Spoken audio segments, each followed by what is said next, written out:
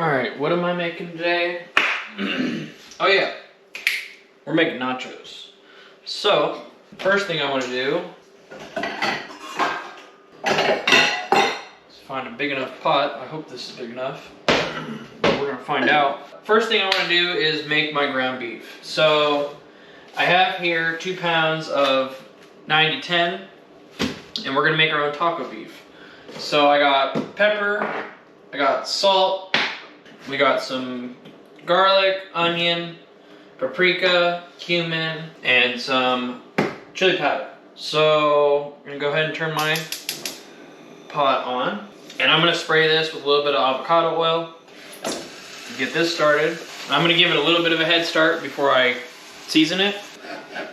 Not the best pot that I've found, but it was clean, and that's all that matters.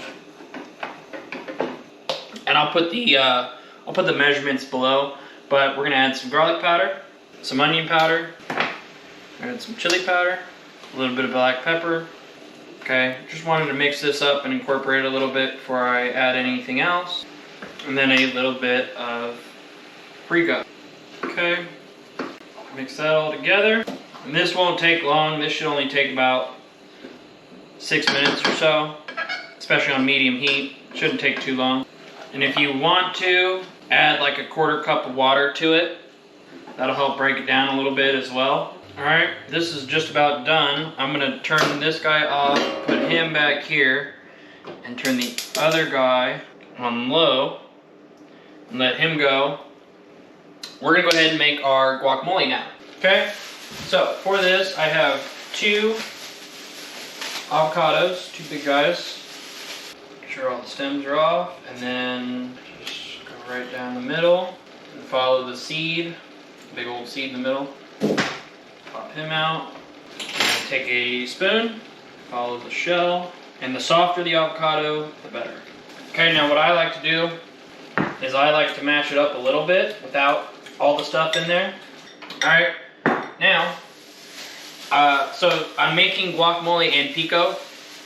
So I have 1 red onion, and I'm going to use half of it, if maybe not even less than half of it, for the guacamole, and then the other half for the pico. And the smaller the red onion, the better. Okay, put him off. Now, if you used 3 avocados, then I would definitely use half of 1. Doesn't quite seem like enough to use for an entire half for 2, but if you use like 3, then maybe you could get away with using half an onion. I just don't like a lot of onion. I want more avocado than anything else. Okay, but I'm gonna use this small guy, see what he produces me. But we're gonna cut along here. And I'm gonna go ahead and chop this entire half, because then I'll use the other half for my pico. Like I said, half in there, and then the other half out there. Next, I'm going to use 1 jalapeno, and again, half of it for the guacamole.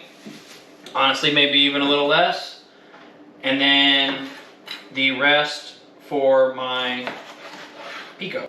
And I would suggest wearing gloves for this as much as possible, because the last thing you want is to accidentally touch your eyes, and then you're hosed. And then your face hurts, and everything else hurts, and then you're confused, and it's a bad day. And if you have to, take your knife and run it through again.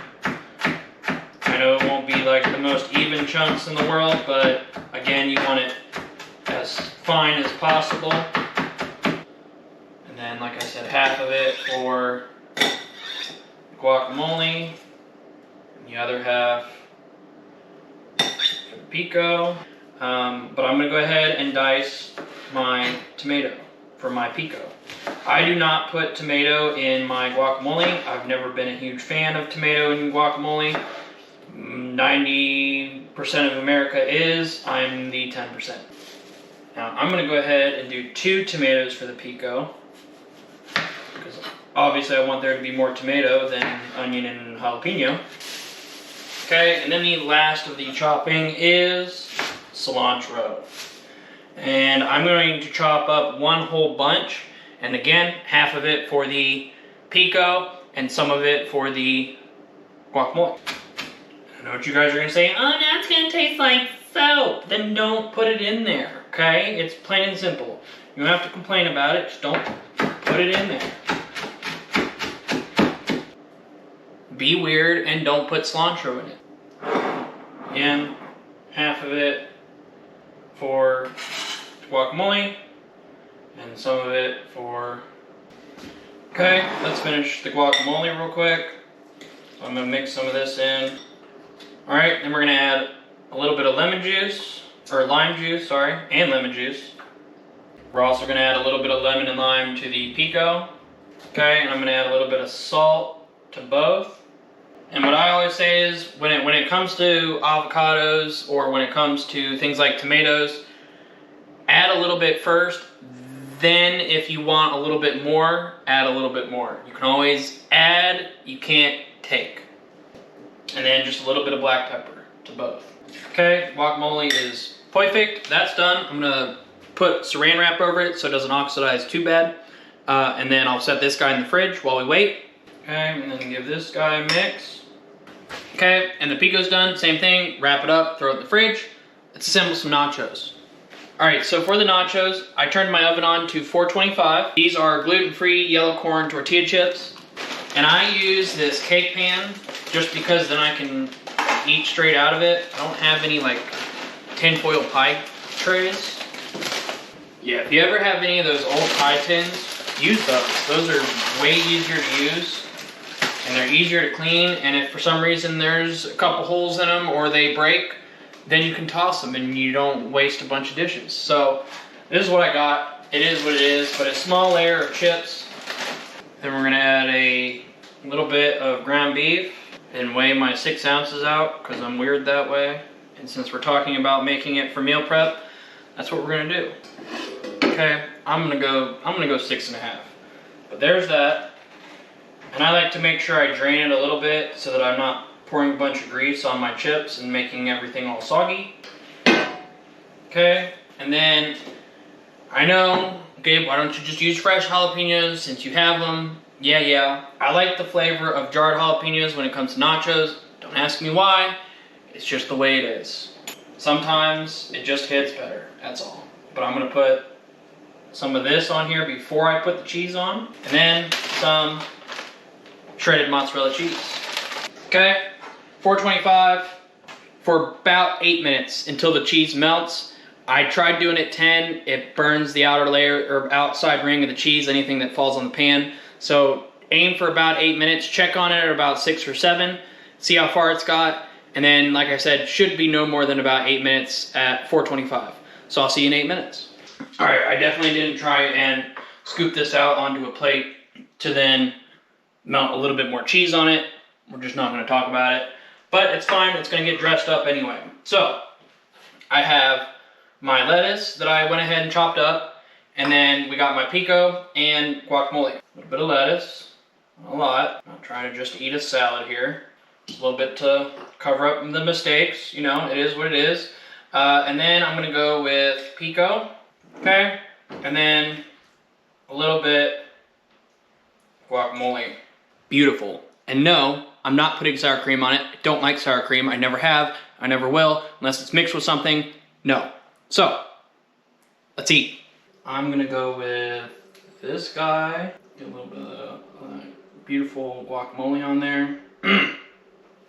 Cheers. Yeah. Yeah. Yeah.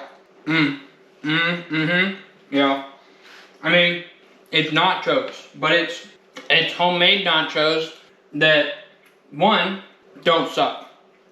2, are a way better alternative than just dumping nacho cheese on here and dumping everything else under the sun. It is a nice switch up, a nice meal prep switch up. It's just a solid meal in general, and it makes you feel like you didn't skip a beat. Like, it makes you feel like you haven't been missing out on good food. It definitely fills you up, that's for certain. But it's beautiful. It is what it is. Like, it's great. It's fresh. And like I said, it's packed with tons of flavor. But it's like you never skipped a beat. You're just eating nachos.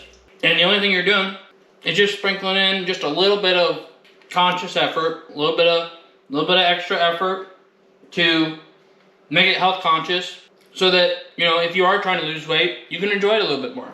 Or if you need to be a little healthier, you can enjoy it a little bit more. Without kicking flavor to the side, without using a bunch of crap. All this is homemade, except for the chips, obviously. But it's delicious, and it's great. It's a great meal. That's all I have to say. And this is mine, and you can get your own. So, well, guys, there you have it. Loaded nachos made with all sorts of love. I hope you guys enjoyed this video.